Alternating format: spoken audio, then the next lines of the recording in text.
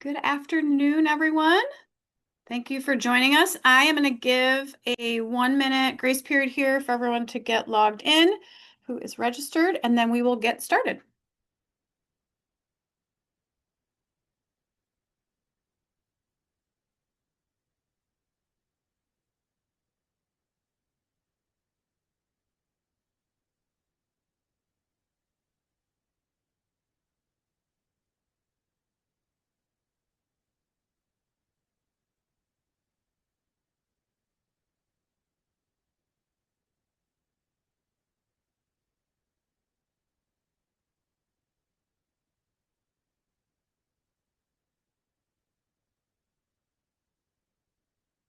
Okay. First and foremost, welcome and thank you so much for joining us. We're really appreciative of your time, and I also want to be cognizant of your time. So we will not be here for that much of the whole hour that we have scheduled, but we want to make sure that we share as much as we can with you today and we can support your student athletes and you as athletic administrators. My name is Courtney Sakalaris. I'm one of our senior managers here at Honest Game, and our topic today is academic eligibility, right, in this changing game, and how you as an athletic administrator can protect, elevate your athletes, and support your programs. Anytime during the presentation today, if you have questions, if you see a slide, if you've heard something that we've talked about, please feel free to jump in, throw it right in the chat, and we'll address it at the end. We'll definitely have time for questions. Really quickly, just a really quick snapshot. I come from your space. I was able to serve as an athletic administrator at a large high school outside of Chicago, Oak Park River Forest High School, and I have now been with Honest Game for a little over 4 years. I love our company because we are here to support not only student athletes, but you as athletic administrators, your counseling staff, your curriculum staff, and obviously your districts and school as a whole. So, a little bit about what's happening right now in college sports and how is it reshaping what we do and how we support our high school athletes. I had an opportunity to be with a large district yesterday in Texas, and we had this conversation, and we were sort of thinking a little bit of our time and thinking this is a little bit of similar to when travel sports came as an opportunity for athletes at a younger age and how that changed the landscape of high school athletics as well. And it takes some time to sort of settle in and sort itself out and figure out how we all live in this space together. But as we come into this space of college athletics, and you see some sort of bullet points there on the screen, we need to, one, educate and understand what's happening in that space, and then two, think about how we can support our coaches, athletes, and parents to be able to help them understand what's available, right, in post-secondary athletics. What do we feel comfortable talking about, and what do we want to do to be able to shape that space to be the most positive place for our high school athletes? So first, you see that we know, obviously, that NIL and student compensation, athletes now can earn money, right, in that college space, and it's changing kind of recruiting and how development are managed. The NCAA House settlement, those new rules and legal shifts create a little more pressure on eligibility and compliance tracking in the high school space, obviously because there is a lot of movement. There's transfer opportunities in the college space. There's transfer opportunities in the high school space. And that creates some of that complexity with coaches and schools and sort of how kids are moving around and making sure that those academic requirements are still met. Because one thing that you're seeing on the screen that has not changed is obviously the NCAA's commitment to academic eligibility and standards for full qualifying athletes and what they need to be doing out of high school in order to accept their scholarship, be rostered, and participate on their team. So as we go through a few slides in this deck, I guess that's sort of what I would love to have you think about, and just understand what you're doing right now in your high schools, what you could do better, what you're doing that's working. And obviously, we always want to have you share that as well with us. So obviously, just understanding that college access and recruiting and engagement and your school reputation are all part of that picture. So here are just some key changes from the NCAA settlement that I think are important for us to educate ourselves on and also be able to share with our head coaches and assistant coaches in our high school space. So first and foremost, it's that end of head count and equivalency terminology that we're all very familiar with. So now schools can offer full, partial, or no scholarships in every sport, right? Sports now have that specific roster cap limit, We're obviously replacing those old scholarship limits. So there's some more flexibility, obviously still remains at the coach's discretion. We'll talk a little bit more and show you those roster spots in a moment, but this also gives some new currency to academics and how important it is to not only be a full qualifier, but to be sitting at that NCAA core GPA and your highest school GPA possible. Understanding that the NCAA is doing back pay with those schools that opted into the settlement, you can see that on the screen there. And then obviously there is direct revenue sharing. So schools can share revenue directly with athletes. It cannot exceed 20.5 million per school, which essentially that is making it seem more like a salary cap for those individual athletes. Understanding the future of NIL and how we talk about what that looks like for our high school athletes. Obviously, there's a number of you on here from different states around the country that have this available to our high school athletes.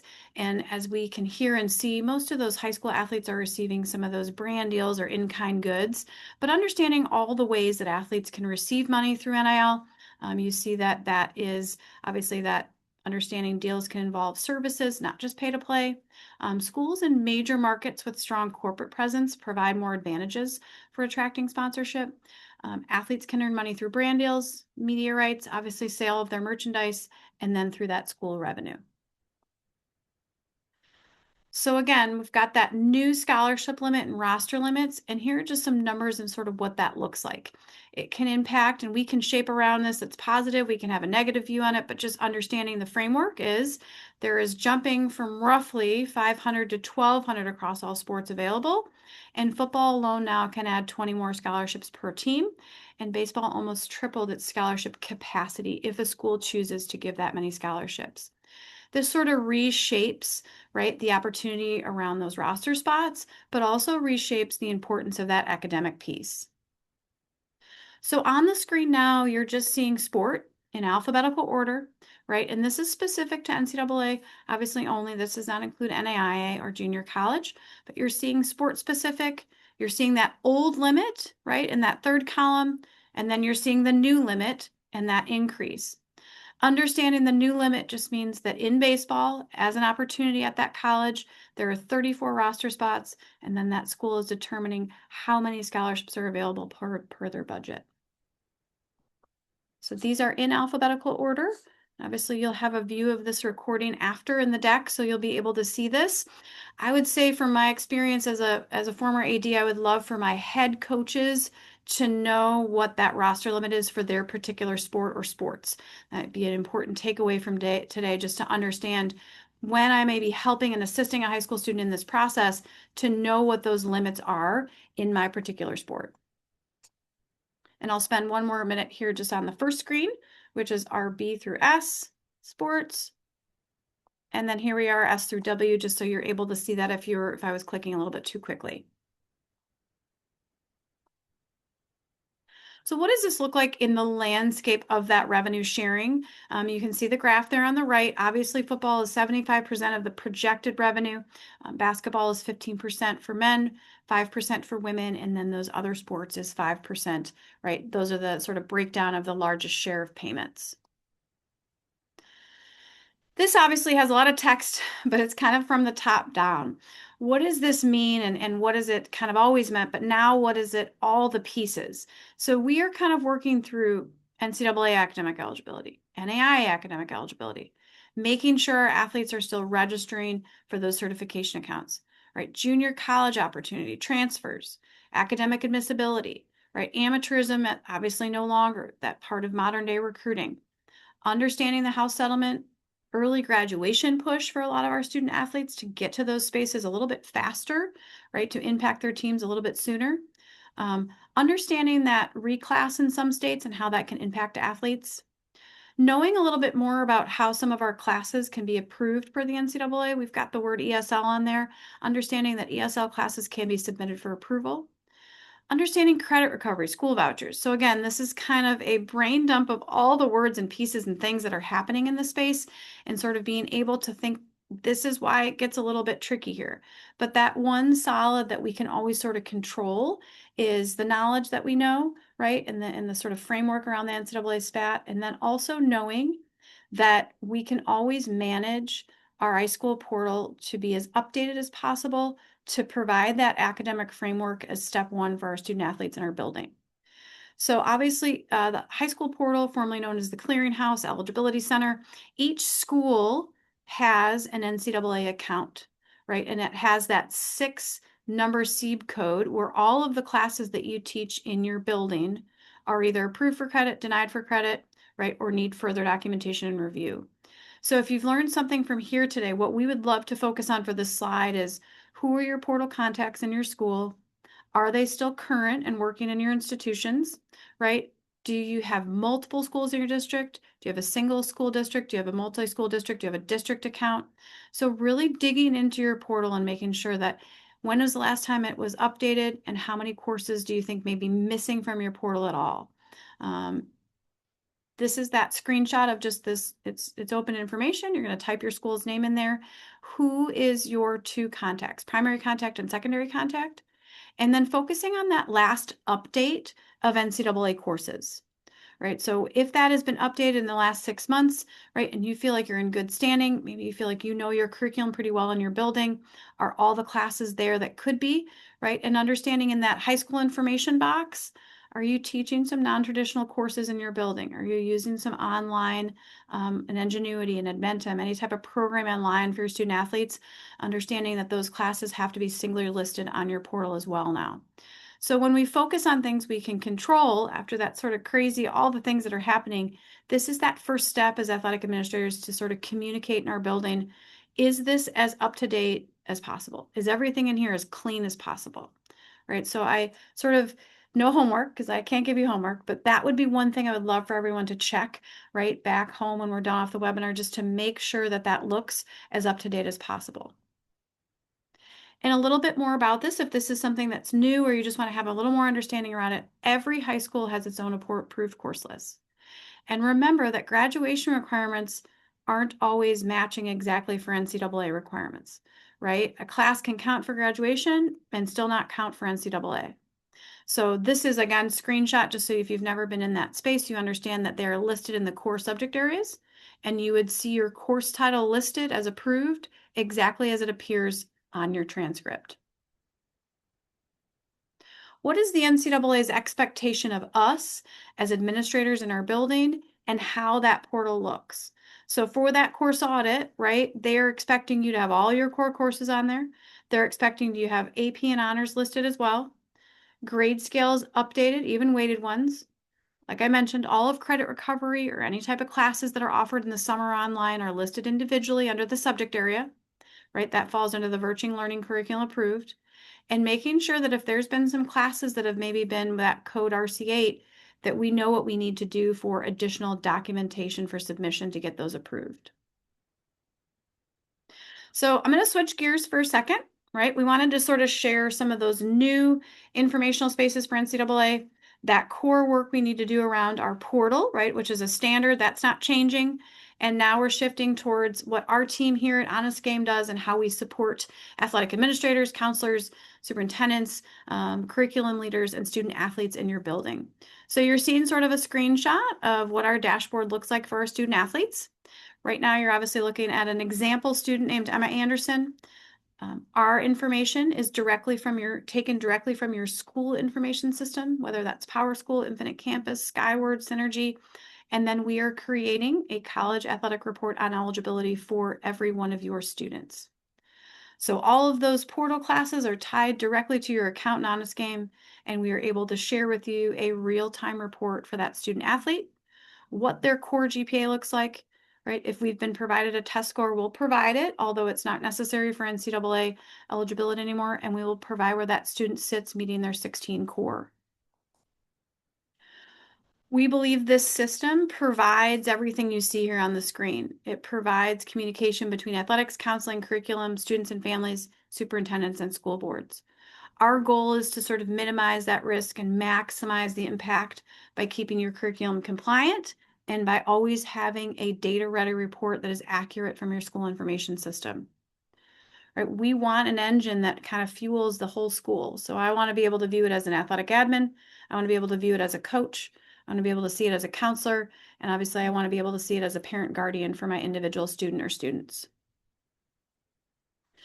After I'm off that dashboard, we offer an opportunity to sort your individual student athletes by teams. That can be actual teams in terms of basketball, lacrosse, swimming, tennis. That also can be teams as you guys, we've just passed our first signing day. That can be my 2026 commits, my 2027 commits. That can be my prospect athletes, right? My head coaches definitely know what they're doing in terms of coaching, and they definitely can spot talent, right, as those kids come into freshman year. So how am I communicating with my coaches that we prepare for that academic piece, right, in terms of understanding where they may sit year to year from freshman year on? We're also being able to see those individual students when I look and search by student. I can see the team they're on. I can see a high level overview in my Honest Game dashboard that lists my NCAA GPA, my school GPA as well, because they're different, and then my grad year. So I can see that really quickly at a glance and know that looks like Emily, looks like Jorge, those athletes, right? And Emma, maybe there's something missing for them in terms of their eligibility. I can then go into that particular student, right? And here is that report again. So I see there's a problem. I'm going to have that problem identified in the student athlete report, and I'm going to be able to make sure that this student athlete's academic currency is up to par, or what do we need to do to fix it, so that in that part of the recruiting process, right, where academic currency is so important now for those roster spots, I am able to see where the student athlete stands, and I am able to showcase that we support the academic piece of recruiting, right, for our student athletes in our building. This is just another little bit of insight into that report. The report is very detailed. It's going to basically view the transcript that the student athlete has in a compliance report for college athletics. So I'm able to see the 10-7 lock requirement for Division I. I'm able to see every class that's approved and every class that is not approved, because we do know that there are many classes that are required for graduation and for overall high school curriculum that some of our student athletes have to take and want to take, but they are not NCAA approved and won't be, right? So we're always sharing that information. Again, as I read through this report as a student, if this is new to me, or read this as a parent or guardian, I'm able to understand what this complexity of the NCAA is asking for in terms of eligibility requirements. We know that it's important for schools and funding to be able to show data. How is it helping, right? What are our co-curriculars doing for our student athletes? So this is just a little bit of a screenshot of some of our reports that we are able to create for you as a school to support some of that funding that you need, right? To protect those programs, to support your coaching stipends. So over time, showing that GPA raised, over time, showing that increase in secondary opportunities across all 5 college pathways. We want to be able to set you up for success and then obviously showcase the support right to your higher ups. Last part of sort of our dashboard that's available for student athletes and obviously anyone that has an Honest Game account is we are not a recruiting company by any means, but the next piece we want to provide is sort of, again, some honest framework around how do I start a recruiting process? Where do I actually belong academically and athletically? And what sort of organization pieces can I provide? So for us, that is our tab inside the dashboard for our individual student accounts. When they look at their report, they have access to Recruit Assist, right, which is going to allow student athletes to navigate each little piece of that recruiting process. So first and foremost, they have a Know My Fit survey. I can walk through this with a parent, guardian, or coach, right? I can ask them preliminary questions about where is my best fit, right? In terms of geography, right? Size, cost, and level of playing. I can save that and it's going to create a nice little list of favorites or things that fit that criteria for me. I then am able, every student athlete has access to create a student athlete profile, which obviously includes their headshot and then sort of a curated account for them, which includes their academics, their NCAA and NAIA IDs, their film, and obviously their academic report on eligibility. So those 3 key components, there's options in here for coach reference, right, and character references. Those athletes are able to complete this in their Honest Game account. Right here at the top screen, they're able to grab a little magic link that allows them to send that to college coaches, right? And has a beautiful PDF of all their information that's needed.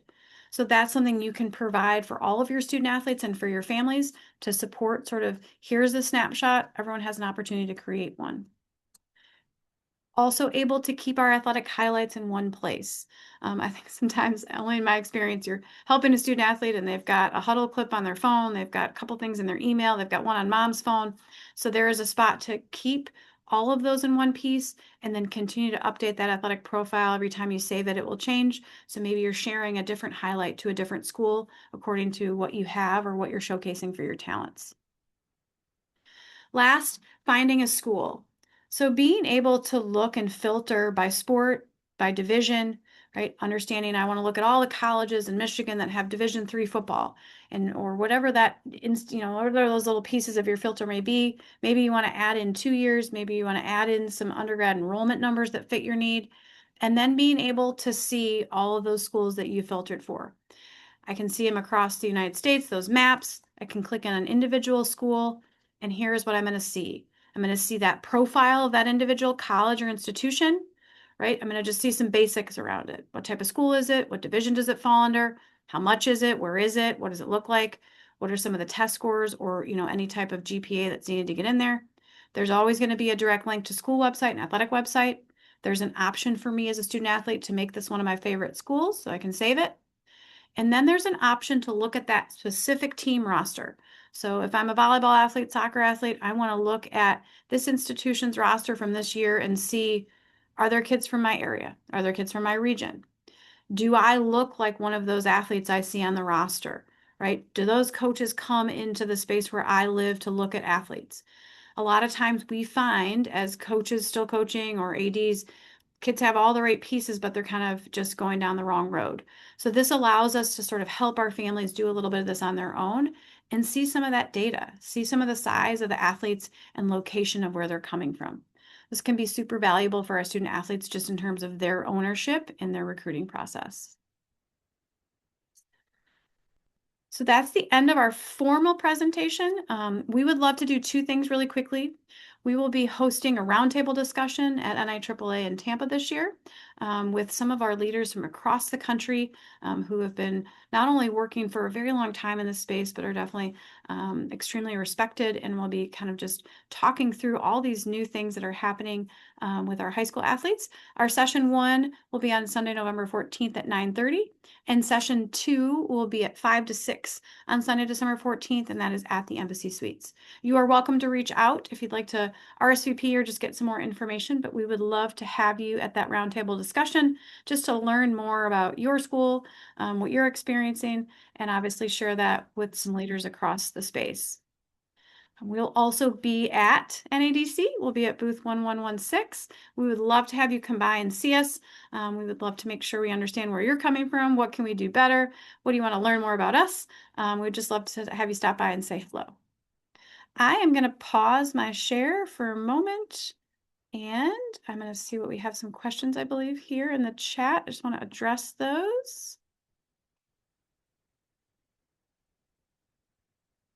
All right. 1 second. So someone who is typically responsible for managing the NCAA portal at my school. Essentially, the NCAA allows two contacts, a primary and a secondary, and it is up to the school who those two contacts are. That in different schools, sometimes it's the athletic director, sometimes it's a lead counselor, sometimes it is an assistant superintendent or a principal, but those are definitely options. I always say that because transcripts need to be uploaded, obviously, upon completion of graduation, it's very important that one of those contacts is hopefully a year-round or a 12-month employee, so that that is not something that goes missed after we sometimes see some of our counselors who are contacts finish their term up or go on their summer break. How does Honest Game handle transfer kids, especially when their old school's classes don't match ours? So what I think is helpful to understand is our app, if I have a report in Honest Game, my transcript and transcripts are going to match the exact SEEB of the school that I attended. So for you, that will, as when we see transfer kids, we're doing a couple things. We're filling out our state required paperwork, right, for them to be able to participate. We are seeing their transcript for graduation requirements. And that third piece is making sure we have that final transcript from another school to create an accurate eligibility report. So those transfer students are seen in Honest Game with transcripts from every school they've attended. That is how their report is updated. Are colleges interested in highlights or more interested in seeing quarters or halves of games? So I think that I think film can be very specific sport-wise. Obviously, I know the sport that I actively played in college and coach still, but I can say that that's going to be different sometimes for some of our potentially baseball athletes, basketball athletes, softball, football. I think that Huddle does a great job cutting that film. For most of it, I use that because a lot of us have that.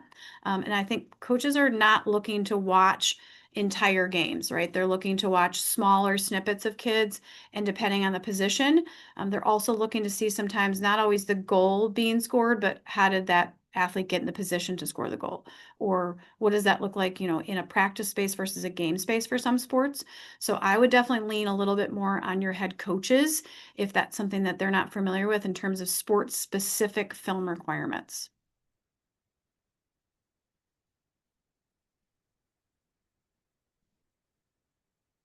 Um, yes, there's some contact information. We will obviously list it in there. Um, Link where you pulled increased roster limits for, let's see, someone has a question about one roster limit. Let me just grab that from my slide. Give me 1 second.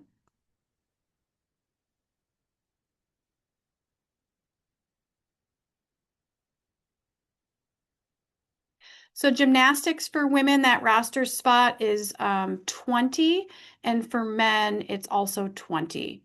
I believe that was someone's question they had. I think that the slide is it just says gym because gymnastics was going to go over the table. So again, 20 for both men and 20 for women. All right. We are interested in to know whether the NCAA conference schedule next year related to basketball, baseball will be given to students interested in those. In terms of, are we talking about the recruiting calendar or the schedules? Any type of NCAA conference schedule, we at Honest Game obviously don't manage, but those would be listed on the website for that student or for that school, excuse me.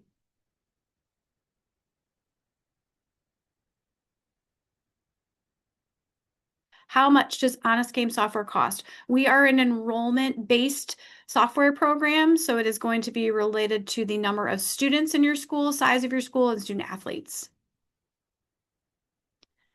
We also have a number of ways to work with us. We offer NCAA portal admins like support, right? As a standalone, we offer training, professional development, and we offer all of those along with our tracking system for different schools and different contracts. So there's a lot of different ways to work with us, and we're always happy to share cost and contract information with you. If you would like to do that for us, just book a time with us and we'll review that with you.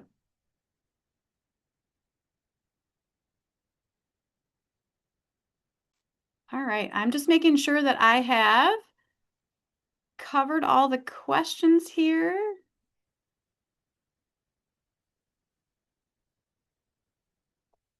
I think I have. All right. Again, I want to thank everyone for their time. I meant what I said. I want to be cognizant of it. It's a busy time of year. We've got our, fall playoffs, state football, basketball changeover, all the things happening from fall to winter sports. I know all of you are very busy in your offices. So thank you so much for joining us. We will definitely send out a recording of this webinar. And if you have any questions, I think everyone saw our contact information. You can always find us at info@honestgame.com or come visit us at the NADC. Thank you so much, everyone. Have a great day.